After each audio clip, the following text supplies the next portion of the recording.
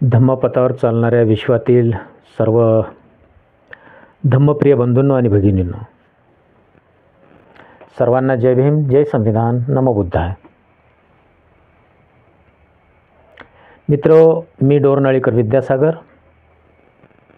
आपण सर्वजण मिळून करूया बाबासाहेब आंबेडकरांच्या विचाराचा जागर. आज आपण पाहणार आहोत 4 जून 1927 या दिवशी मुंबईमध्ये बहिष्कृत वर्गाच्या सभेमध्ये बाबासाहेब आंबेडकर अध्यक्षपदावरून बोलत असताना म्हणतात, आपला उद्धार कराया आपणच कंबर कसली पाहिजे. हे काम एका दोघांचे नाही.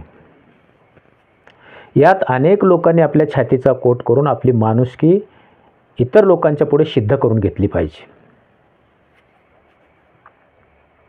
पुढे बाबासाहेब आंबेडकर म्हणतात, आपल्या पूर्वजांनी रणांगणात आपल्या मनगटातील जोर समशेरीच्या तडाख्याने सिद्ध केलेला आहे. आता आपण आपल्या बुद्धिवैभवाने आजच्या सामाजिक दंगलीत आपली श्रेष्ठ जागा पटकावली पाहिजे. बघा, अतिशय महत्त्वाचा संदेश.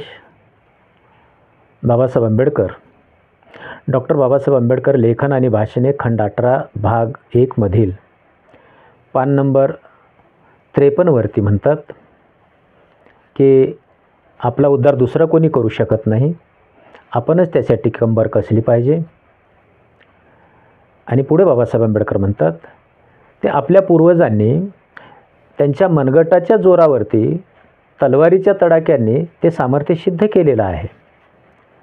पण आज आम्हाला तलवार घेऊन रणांगणामध्ये यायची गरज नाही, तर आज आपण आपल्या बुद्धीच्या वैभवाने आजच्या सामाजिक दंगलीमध्ये आपली श्रेष्ठ जागा आपण पटकावली पाहिजे.